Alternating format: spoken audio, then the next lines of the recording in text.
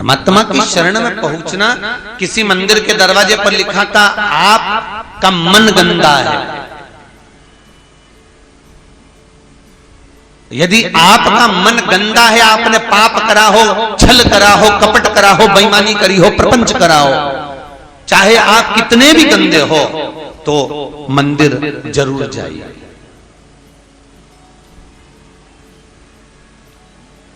आपका मन गंदा है तो मंदिर जरूर जाओ।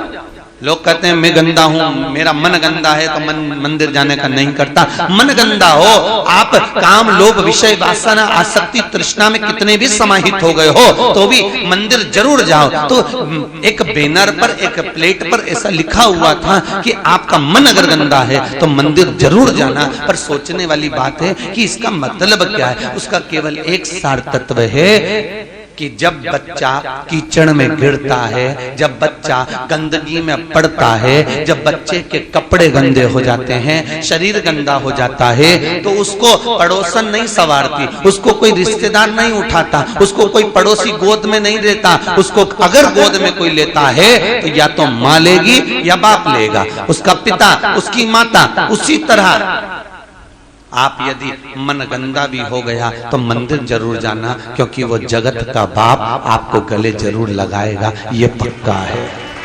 वो जगत की मां, जगत का बाप आपको हृदय से अवश्य लगाएगा। क्योंकि चाहे कितने भी गंदे काम, लोभ, विषय, आसना, वासना, आसक्ति, तृष्णा, जितने भी तुम समाहित हो गए, चले गया। कहां कोई कह रहा था हमारा तो बचपन बिगड़ गया, हमारी जवानी बिगड़ गई, हम भोग विलास में डूबे रहे, हमने ये गलती कर दी, हमने ये गलती कर दी। कथा सुनने के बाद कई गलतियों का भान होता है कि हमने ये गलती करी। हो गया ना, हो जान दो। फिर भी आप अगर मन भी गंदा है, काम, लोभ, विषय, वासना, आसक्ति में भी हम डूबे रहे हैं, भले हमने बचपन बिगाड़ दिया, जवानी बिगाड़ दी, अधेड़ी बिगाड़ दी, भले हम भजन नहीं करे, पर अभी मौका, अभी ट्रेन थोड़ी ना छूटी है, अभी तो मुजफ्फरनगर स्टेशन पे ही खड़ी है, अभी तो मौका है।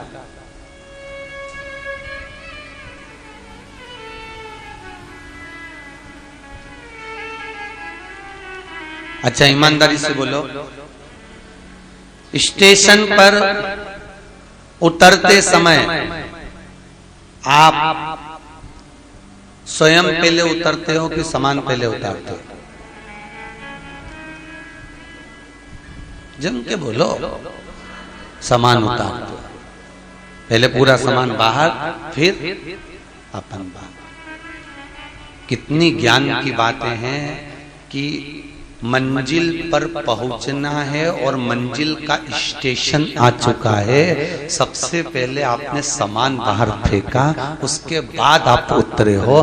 बस यही भागवत का सार तत्व है कि काम, लोभ, विषय, वासना को मरने से पहले बाहर फेंक दो, उसके बाद मंजिल तक पहुंच ही जाओगे। स्टेशन पर उतर ही ना, सब फेंक दीजिए, आसक्तियों की परिपूर्णता को निपटा दीजिए। लो, एक बेग है, ये सारे काम का बेग, लोभ का बेग, विषय का बेग, वासना का बेग, तृष्णा का बेग, ये बहुत सारे बेग हैं साहब। ये सामान ही तो सबसे भारी है, नहीं तो व्यक्ति तो यूं ही अच्छे से चले जा। यात्रा कोई बेकार, यहाँ कोई परेशानी क्या तुमको? अरे बोलो तो सही, नहीं कोई कष्ट हो रहा हो तो बताओ, बस बंदर ही परेशान कर रहा है, बाकी के कोई परेशानी हो तो बताओ।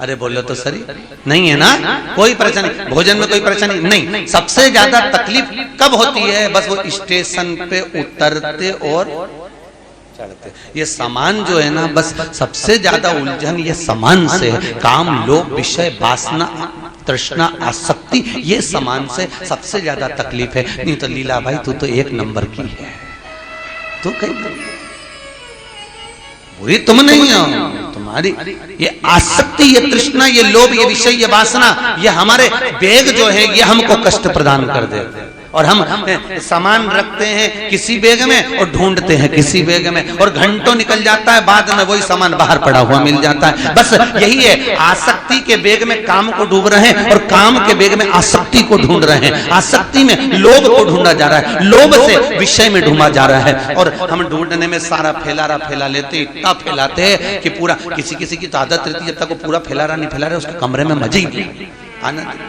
और फिर पड़ोसन के अपना सामान उठा, पता, यहाँ ये पटक दिया, वहाँ वो पटक दिया, पूरा घर गंदा कर दिया। फिर उसमें कोई कहीं की ना कहीं की एक आध समझदार रहती है तो झाड़ू उठा के झाड़ू भी लगा देती है। ऐसा कोई सदगुरु आता है जो सारा सामान सोर के झाड़ू लगा के तुम्हें स्वतंत्र कर कर चला जाता है। कोई सदगुरु आता है जो काम, लोभ, विषय, वासना, आसक्ति, तृष्णा को उठाकर कहीं एक कोने में पटकता है, एक जगह पर ढेर लगा देता है, एक जगह पर संभाल के रख देता है और उसके बाद तुम्हारा कमरा साफ कर कर चले जाता है।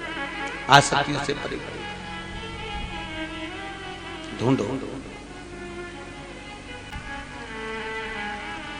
बस उस परमात्मा के चरणों की विनती।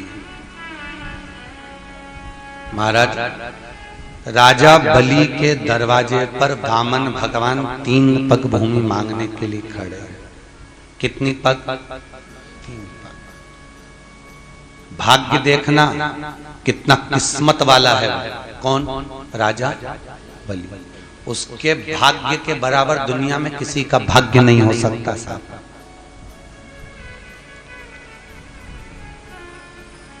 एक भाग्यशाली था वो गिद्धराज जटायु। दशरथ से ज्यादा किस्मत वाला था वो।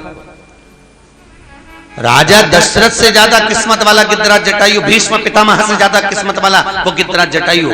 3 किस्मत वाले हुए, एक दशरथ जी, एक भीष्म पितामह, एक गिद्धराज जटायु। ये 3 किस्मत वाले। इनको किस्मत वाला क्यों कहा गया? क्योंकि दशरथ जी के घर में राम जन्मे, भीष्म पितामह ने भगवान कृष्ण का बचपन से लेकर जवानी तक का दर्शन करा, और गिद्धराज जटायु जिसने प्राण त्यागे तो राम की गोद में त्यागा। इन तीनों में सबसे ज्यादा प्रबल किस्मत वाला है तो गिद्धराज जटायु है। क्यों? क्योंकि दशरथ जी के घर में राम जन्मे, पर दशरथ जी के जब प्राण छूटे तब राम सामने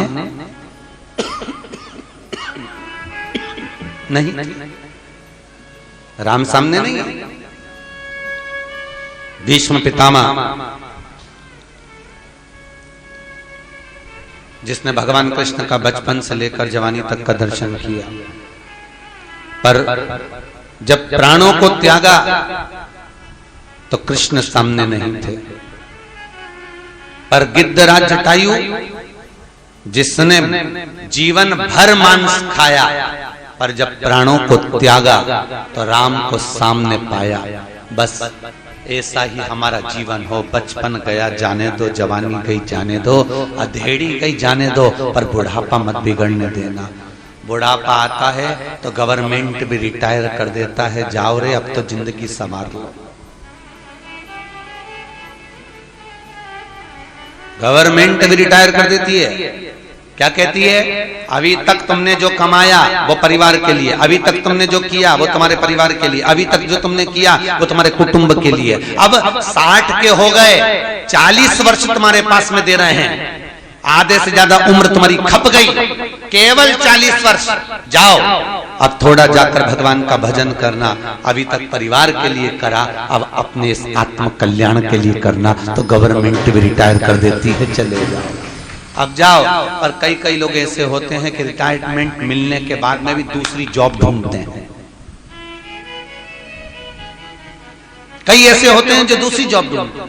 हमारी यहाँ 2 बहन बैठी हुई है, उपाध्याय बहन और एक और वो बहन, दोनों। एक कह रही थी गुरुजी हमारे पति को डॉक्टरी से फुर्सत नहीं, हम कहते चलो। दूसरी बोली हमारे पति को नेतागिरी से फुर्सत नहीं, हम कहते चलो। अब सुने नहीं तो कहा करे। आप ऐसी कृपा करो ना गुरुजी, एक बार वो आए। हमारा तो निवेदन हर पल, हर घड़ी, हर क्षण, हम तो कल्लू जी महाराज से, सुखदेव जी महाराज से, ठाकुर जी से ये विनती करते हैं कि आप ऐसी जीवन भर अखंड सौभाग्य में रहो और जोड़े से कथा सुनते रहो। हम तो यही वर प्रदान करते हैं आपका जीवन।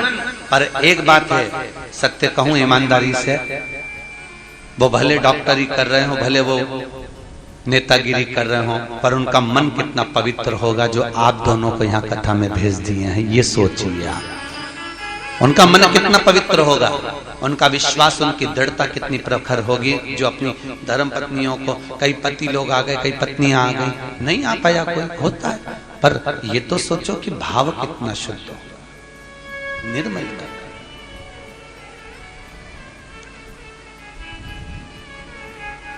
और वो भाव, निर्मलता का स्वभाव, भगवत पद की प्राप्ति का केंद्र बिंदु, बस वही होगा।